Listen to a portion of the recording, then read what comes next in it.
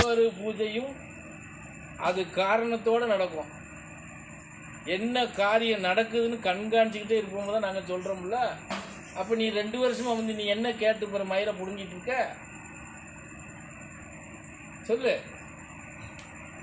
உன்னைய சும்மா வந்து உட்கார வச்சு வேடிக்கை பார்க்கறதுக்கு நான் 60,000 ரூபா செலவு பண்ணி விளக்கு வாங்கி உனக்கு வச்சு நான் பூஜை வைக்கணுமாக்கும் சொல்லு.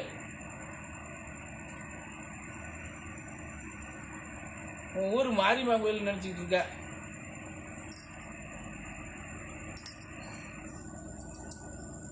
இங்கே என்ன நடந்தாலும் அதுக்கு ஒரு காரணம் இருக்கும். ஒரு நிகழ்வு நடத்துகிறோம்னா அதுக்கு பின்னாடி ஆழமான ஒரு விஷயம் இருக்கும். அதை வச்சு தான் எதுவுமே செய்வோம். எனக்கு என்ன எப்படி சொல்கிறது, 4-5 பொண்டாட்டி, ஒவ்வொரு பொண்டாட்டிக்கும் 5-6 பொம்பளை பிள்ளைகளுமா இருக்கு. பூஜை நடத்தி அதில் வர்ற வருமானத்தை வச்சு நான் எல்லாம் கரை சேர்க்க போகிறேனாக்கும். அப்படின்னா கூட இவ்வளோ காசு செலவு பண்ணி பூஜை வைக்கிறதுக்கு அதை கூட வச்சுக்கலாம்ல சாமி?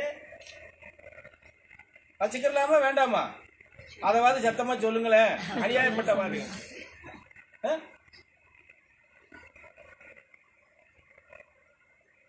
இவங்க செலவு பண்ண வேண்டாம்ல, அதை கூட பொட்டணம் கட்டி வச்சுக்கலாம்ல.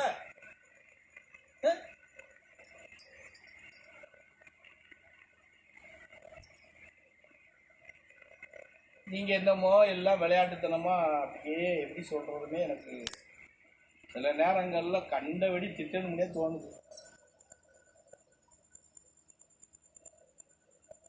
அது என்ன எங்கள் சாமி மாதிரி என்னால் திட்ட முடிய மாட்டேன். பிறகு நம்ம பிள்ளைகளேன்னு பார்க்க வேண்டியது.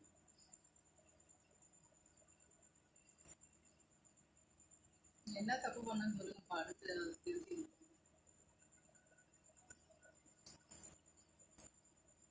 விளக்கு பூஜையில் இப்படியெல்லாம் விளக்கு விஷயம் இருக்குமாங்கிறது தான் எங்களுக்கு தெரியாது. இப்போ நாங்கள் நிறையா கோயிலெல்லாம் போயிருக்கோம், இதெல்லாம் தெரியாது.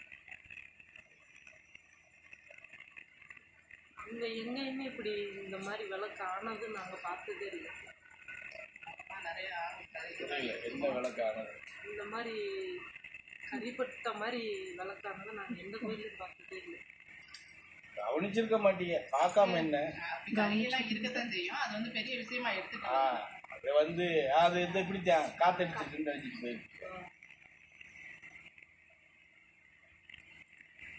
சிரிக்கீங்களா? உங்களுக்கு வீடு பக்கம் இல்லை, இல்லைன்னா அதில் ஒரு விளையாட்டு விளையாண்டுருப்பேன்.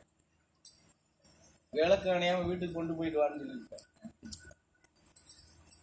எல்லாம் 10 கிலோமீட்டர் 15 கிலோமீட்டர் தள்ளி இருக்க போய் தப்பிச்சுக்கிட்டீங்க. விளக்கு பூஜைனா அதுதான். விளக்கு பூஜை முடிச்சு மாலையை கழுத்தில் ஓடுறது எதுக்கு?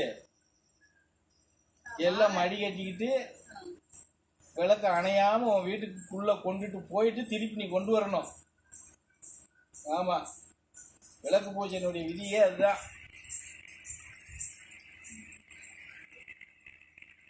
விளக்கு பூஜைனா எங்களுக்கு தெரியாதுன்னா தெரியாமல் தான் எல்லாம் இருக்கீங்க.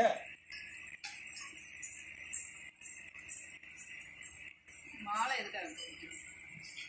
முடி வெட்டுறதுக்கு தான். கோயிலில் ஆட்டுக்குட்டிக்கு எதுக்கு மாலை போடுறாங்க?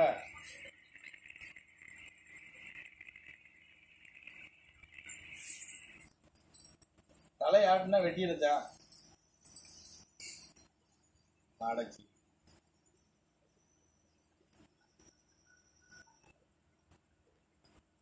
மாலை எதுக்கு போடுறதுன்னு கேப்ப என்ன? பிறகு குங்குமத்தை எடுத்து எதுக்கு இப்படி போடணும் சாமின்னு கேப்ப. விளக்குக்கு தானே இப்ப அந்த மாலை இதெல்லாம் போடுவாங்க. விளக்குக்கு மாலை போட்டா எரிஞ்சு விட்டுருங்கள. ஒன்று மாலை எரிஞ்சிடும், இல்லைன்னா விளக்கு அணைஞ்சு போயிடும். விளக்குக்கு அவ்வளோ பெரிய மாலை போட்டா பெரிய மாலை தான். அப்படிலாம் கோயிலில் போடல. நம்ம இன்னைக்கு போட்டீங்கன்னா அதுக்கு ஏதாவது தனி காரணம்? இது இப்போதான் கொஞ்ச நேரத்துக்கு முன்னாடி எதை செஞ்சாலும் அதுக்கு ஒரு காரணம் இருக்கும், அதுக்கு ஒரு இது இருக்கும்னு சொல்லிட்டேன்ல. இப்போ திருப்பி ஒரு காரணம் இருக்கான்னு கேட்டால் இது ஒவ்வொரு லட்சுமியை வரவேற்கிற மாதிரி. அது கூட ஒரு வகையில் நியாயம்தான்.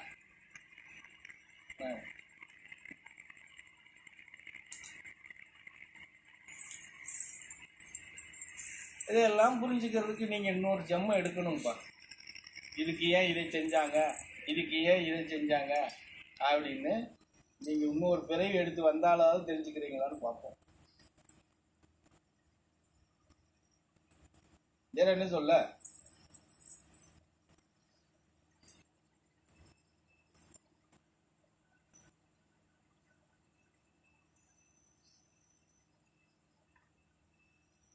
அதுக்கு என்ன சொல்றது? நான் தெரியாதவங்களுக்கு